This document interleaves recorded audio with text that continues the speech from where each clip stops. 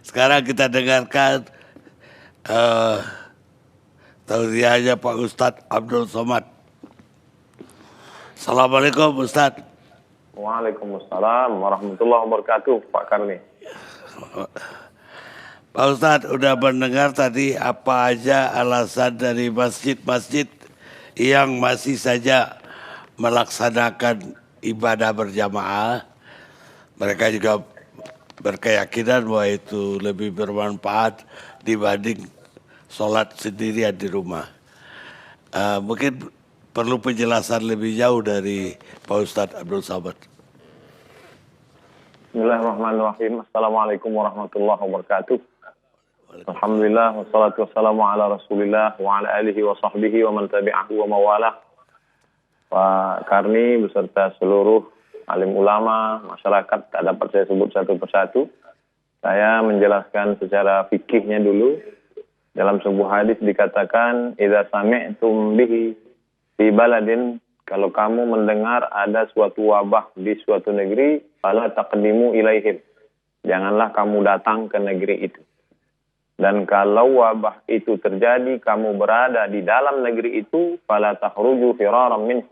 Jangan pula kamu keluar dari negeri itu melarikan diri. Inilah yang disebut sekarang dengan social distancing atau lockdown atau PSBB. Jadi perlu kita pahami bahwa zaman dulu itu, seperti kota Al-Madinah, Al-Munawwarah zaman dulu, itu ada tembok di sekelilingnya. Lalu kemudian ada pintu gerbangnya. Jadi kalau terjadi suatu wabah di dalam negeri itu, orang yang berada di dalam tembok itu tidak boleh keluar, dan orang yang berada di luar tidak boleh datang ke dalam. Nah sekarang skopnya lebih kecil lagi. Karena wabah ini tidak hanya di suatu negeri, tapi dia sudah masuk ke dalam rumah. Dan kita tidak tahu rumah siapa yang sudah didatangi virus COVID-19. Hampir semua. Jadi saya tidak tahu bahwa rumah tetangga saya ada, bahwa rumah orang yang kaya, pejabat juga bisa kena. Dengan kita dengar berita banyak, maka tidak ada solusi lain kecuali kita tetap di rumah kita masing-masing. Karena rumah kita saja yang steril. Jadi kalau dulu suatu negeri, sekarang skopnya lebih kecil hanya di rumah saja. Lalu kemudian hadis lain disebutkan, firra minal majzum, larilah engkau dari orang yang terkena penyakit menular, firaraka minal asad, seperti engkau lari dari singa. Jadi sebetulnya secara fikih simpel saja aturan yang sudah diajarkan oleh Nabi Muhammad SAW 14 abad lalu itu simpel, sederhana. Dan itu dilaksanakan. Di Maroko, saya masih kontak ke adik kelas saya di sana, saya tanya, ada kalian sholat berjamaah Jumat? Jumat tidak ada. Sholat fardu tidak ada, tutup semua. Di Mesir juga begitu. Oleh sebab itu, masjid tempat saya ketua masjid, maka saya sampaikan kepada jamaah, masjid tutup, kita sholat di rumah. Saya buatkan video tutorial dari mulai tarawih di rumah, witir di rumah, tadarus di rumah, sholat zuhur pengganti Jumat, bahkan sampai di video tutorial itu sampai ke sholat Idul Fitri di rumah, lengkap dengan dalil-dalil fikihnya. Tapi kan yang jadi masalah, tidak semua ketua masjid didengar oleh jamaahnya. Di beberapa tempat justru ketua masjid itu dikudeta oleh jamaahnya. Jadi dia dipecat jadi ketua masjid. Karena memang masjid itu dibangun oleh jamaah, ustadz-ustadznya diundang oleh jamaah, keuangannya murni jamaah. Maka ketika ada larangan, mereka bisa berkata, ini masjid kami yang bangun semuanya. Maka jadi sebenarnya masalahnya tidak sesimpel sederhana fikih. Tapi di sana ada masalah sosial, di sana ada masalah ekonomi. Jadi ketua masjid hanya bisa melakukan apa yang dia mampu saja. Bahwa di masjid itu saya membagi jamaah masjid itu 3 level. Yang pertama, yang hebat-hebat seperti harimau. Dia makan orang satu, itu setahun dia tidak perlu cari makan lagi. Kenyang setahun. Ini jamaah yang paling hebat. Yang nomor 2, ular sawah. Dia kalau makan kambing 1 kali, sebulan dia tidak perlu cari makan. Ini pun juga selamat. Tapi ada jamaah kita yang ayam kampung. dia ceker pagi, makan siang, cari siang, makan sore. Maka ini yang kita data. Kita data berapa orang jamaah yang mampu-mampu tadi, kita buka rekening, kita terima bantuan, kita salurkan ke jamaah kita. Tidak kita ajak ke masjid, tapi mereka punya keterikatan emosional dengan masjid. Dulu ketika masa sulit, kamu dibantu oleh masjid. Ketika di PHK, tidak ada kerja, sulit makan, maka masjid menolong.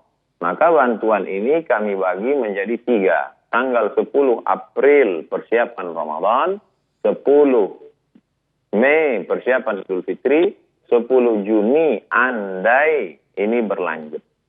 Jadi tidak hanya sebatas fikih, tapi di sana ada masalah sosial. Nah, di sanalah ada wibawa negara, wibawa kekuasaan. Oleh sebab itu, insya Allah jamaah akan mendengar kalau mereka perutnya kenyang, kalau mereka ada bantuan dan lain sebagainya. Jadi kalau berkutat masalah fikih ini kita tak akan selesai. Karena dia akan pakai pendapat ini, pendapat ini, pendapat ini, banyak sekali. Tapi yang saya terapkan di masjid di tempat saya, kita tutup sampai nanti insya Allah ini damai, selesai, barulah kita buka lagi sholat. Tentang masalah sholat tarawih, orang bisa sholat tarawih di rumah. Karena Nabi SAW pun sholat tarawih malam pertama, malam kedua, malam ketiga, Nabi tidak keluar lagi. Khasyitu an tufrada alaikum, aku khawatir nanti diwajibkan kepada kamu. Maka Nabi sholat sendiri. Lalu kemudian bagi yang ingin sholat tarawih di rumahnya, maka dia berjamaah. Begitu juga dengan witir, begitu juga dengan tadarus Al-Quran. Adapun tentang masalah sholat Jumat, man tarakal jumu'ata salasa marratin, siapa yang meninggalkan sholat Jumat 3 kali tahawunan, karena menyepelekan Jumat, karena meremeh-temehkan Jumat. Adapun pada saat takut, pada saat khawatir, maka dalam Islam diajarkan la tulqu bi'aidikum ila tahlukah. Jangan kau jerumuskan dirimu ke dalam kebinasaan. Hanya saja memang wabah zaman dulu berbeda dengan wabah zaman sekarang.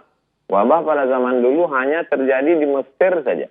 Syekh Ali Jum'ah pernah menulis bahwa dulu penduduk Mesir pernah 20 juta, lalu ketika diserang oleh wabah hanya tinggal 2,5 juta saja. 17,5 juta semuanya habis. Bahkan ketika mereka ingin menolak bala ini, mereka kumpul bersama, membaca Sahih Bukhari, bertawassul kepada Allah, diharapkan dengan membaca Sahih Bukhari ini, maka wabah ini akan hilang. Justru dengan berkumpul ramai itu, wabah makin menyebar. Maka dikomentari oleh Al-Hafiz Ibnu Hajar Al-Asqalani, perkumpulan mereka membaca Sahih Bukhari untuk mengusir wabah itu tidak sesuai dengan sunnah Rasulullah SAW. Karena sunnah ketika terjadinya wabah adalah menjauh diri dari wabah seperti menjauhkan diri dari singa. Menjauhkan diri dari wabah, menetap di suatu tempat yang tidak ada wabah.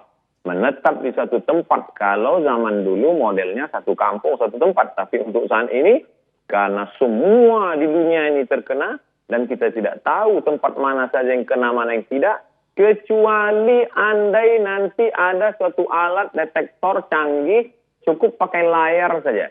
Sehingga ketika layar itu dipakai, dipasang di depan pintu, langsung ketahuan. Ini ada virusnya, ini tidak. Yang tak ada virus, masuk masjid. Yang ada virus, masuk rumah sakit. Yang tak ada virus, masuk masjid. Itu baru bisa. Tapi untuk hari ini kita tidak tahu siapa yang ada virus, siapa yang tidak. Oleh sebab itu, ini masalahnya tidak sesimpel fikih, tapi kompleks. Ada juga kemarahan masyarakat. Mengapa masjid tidak boleh, tapi kenapa mal dibuka? Mengapa masjid tidak boleh, tapi kenapa mereka dapat berita airport tetap masuk? Jadi kemarahan masyarakat itu lalu dibalaskan mereka, akhirnya mereka ke masjid. Sebenarnya saya melihat masalah ini terkait dengan banyak hal, Pak Karni. Demikian yang dapat saya sampaikan. Wallahu a'lam bishawab.